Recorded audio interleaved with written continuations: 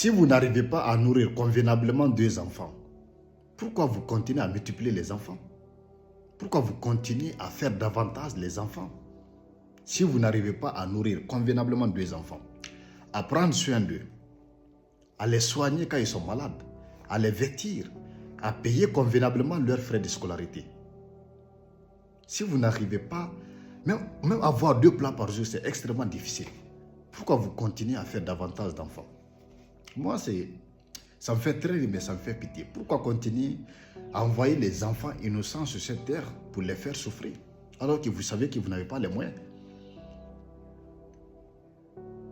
Beaucoup de parents aujourd'hui ont eu 7 enfants qui, en temps normal, ne devraient qu'avoir 2 enfants ou bien un seul enfant.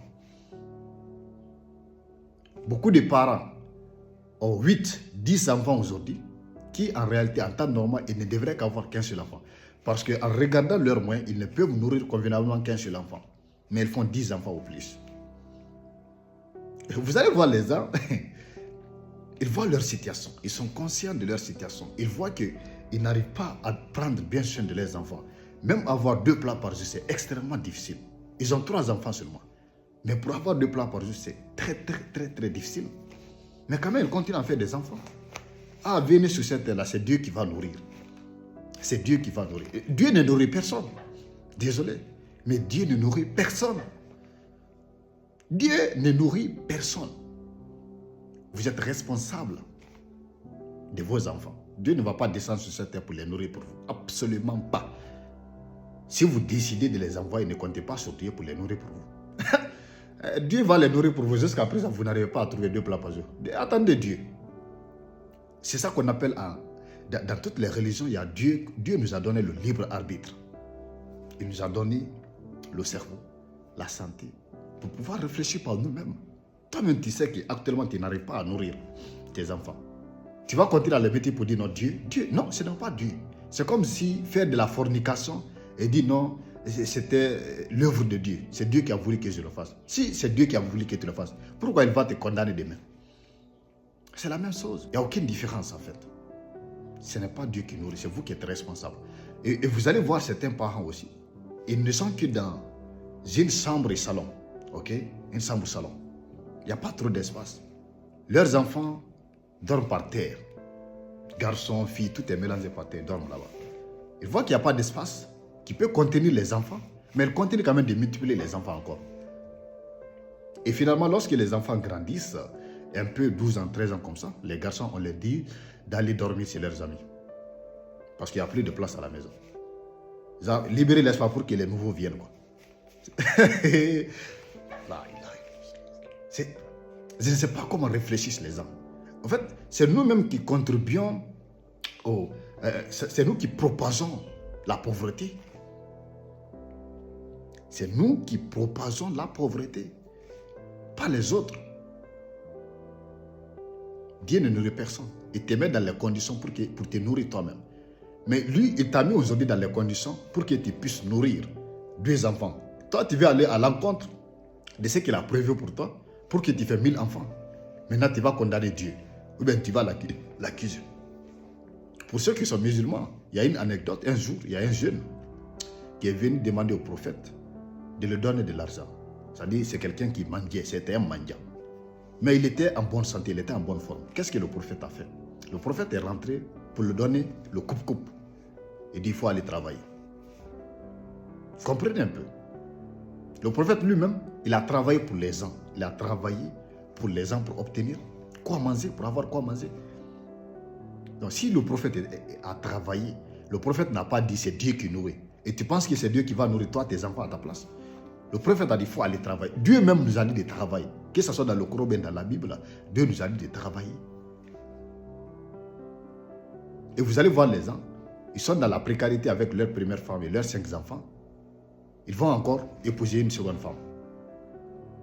Si moi je suis la première femme, je vais quitter. Parce que comment tu comptes nourrir la seconde femme et nous et nos enfants, et également les futurs enfants de la seconde femme, alors que nous-mêmes qui sommes là d'abord, tu n'arrives pas à nous nourrir. Il y a d'autres même, s'ils se débrouillent un peu, ils ont une femme et 5 enfants ou 6 enfants.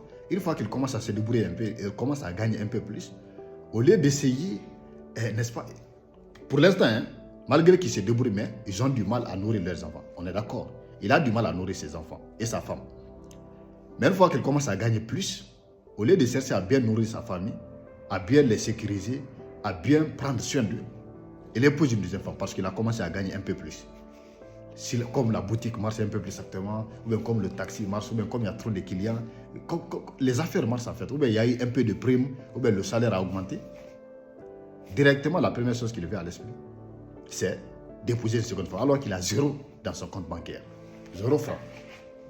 N'envoyez pas les pauvres innocents sur cette terre pour les faire souffrir. Ils ne méritent pas ça. Parce que vous allez envoyer les pauvres enfants sur cette terre-là, ils seront obligés de commencer par 0. C'est pourquoi aujourd'hui, la plupart des jeunes ne savent pas par où commencer. Ils se demandent, mais comment je vais commencer? Par où commencer? Comment y parvenir? Parce qu'on les envoie sur cette terre dans la pauvreté. Vous allez envoyer les enfants qui n'auront aucun repère, qui n'auront pas d'argent, ils n'auront rien avec quoi ils peuvent commencer leur vie. Ils seront perdus. Ils seront perdus, dépassés, traumatisés, toujours dans la dépression. Parce qu'ils ne savent pas par où commencer, ils ne savent pas que faire dans la vie. Vous n'avez rien préparé. Ils viennent sur cette terre-là comme ça, 0. C'est à eux de faire face seuls, face aux coups durs de la vie. C'est à eux de faire face seuls à la pauvreté, aux difficultés, à la trière, à la galère de la vie, à la souffrance. Ça, c'est être irresponsable en tant que père. Si vous savez que vous ne pourrez nourrir que 2 enfants, limitez-vous à 2 enfants. Si vous savez que vous ne pouvez nourrir que 3 enfants, limitez-vous à 3 enfants. Mais vous n'arrivez pas à nourrir 3 enfants convenablement. Vous continuez à faire 10, 14, 22. C'est absurde, c'est inconscient, c'est irréfléchi. C'est une manière de propager la pauvreté. Envoyer les enfants innocents sur cette terre pour qu'ils souffrent. Ils vont faire face seuls au coup dur de la vie, à la pauvreté, à la trière. Et ils seront obligés de commencer par 0. C'est pourquoi ils seront toujours stressés, ils sont toujours dans la dépression, ils sont toujours dans les difficultés, ils sont toujours perdus parce qu'ils ne savent pas par où commencer, comment commencer, y parvenir. Ils n'ont personne pour les aider, personne pour les assister, pas de repères. Limitez vos nombres d'enfants que vous pouvez nourrir, que vous pouvez prendre soin, que vous pouvez payer les frais de scolarité, que vous pouvez un peu préparer leur avenir. C'est extrêmement important. God bless.